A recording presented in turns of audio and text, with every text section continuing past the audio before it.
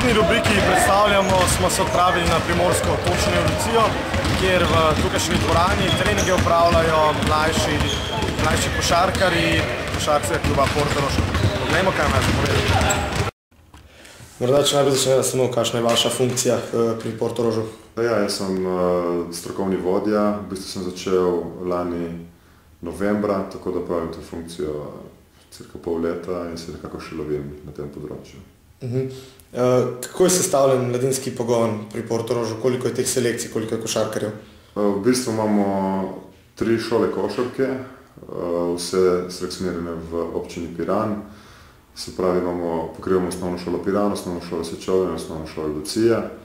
Potem se pravi, od šole košarke naprej imamo mlajše pionirje, pa imamo starejše pionirje in kadete.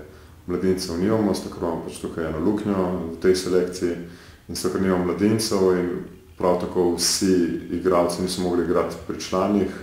Smo naredili v bistvu člane B, ki nastopajo v zadnji članski ligi in so se tam nekako kalili in plus nekateri perspektivni kadeti so tam nastopili, tako da smo nekako naredili to selekcijo in probali te igralce zadržati in jih tudi nekaj naučiti. A je težko v tem primorskem prostoru dobiti igralce?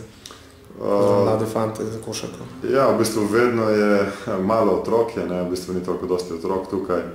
Nekaj večjih je sigurno v občini Koper, pa imamo tudi v bistvu, kako bi rekel, z drugimi športi si nekako jemljamo otroke, recimo nogomet je še kar popularen, pol pa odbojka nekoč je bila malo bolj, v glavnem pa glavnina prihaja v košarke pa odbojki oziroma nogometu.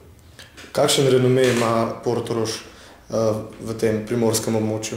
Jaz mislim, da smo si z leti naredili dober renome, jaz sem tudi sam igral tukaj, tako da imamo kar nekaj igralcev, ki je prišlo ven iz košarkarskega kluba Portorož, mislim najbolj tak odmevno ime bi bil Saš Ožbolt, pa tudi Gregor Belina še pred njim bil in igral tudi za Olimpijo in se še vedno zdaj nekako igral v tujini, pol je Pavel Đurković, ki je igral v Olimpiji, pol Bojan Jerman v prvi slovenski ligi in tako naprej lahko naštevam, je kar nekaj dobrih igralcev. Z rezultati ste zadovoljni vseh selekcij, kako generalno gledamo? Ja, v bistvu ja, kadeti mislim, da bi naslednje leto mogli kar dobro igrati, da v prvi slovenski ligi imamo res dobro perspektivno generacijo, tudi z starejšimi pionirji v 14. se glih ta vikend uvrstili v prvo slovensko ligo, tako da tudi oni mislim, da bi mogli dosti narediti, zdaj pa še člani ja. Smo zadovoljni z rezultati, ki smo bili zdaj prvi v skupini, zdaj pa se probamo prebiti še v to prvo B, slovensko ligo, tako da če nam bo še to uspelo, bo odlična sezona. Kakšna je prihodnost Portoroža?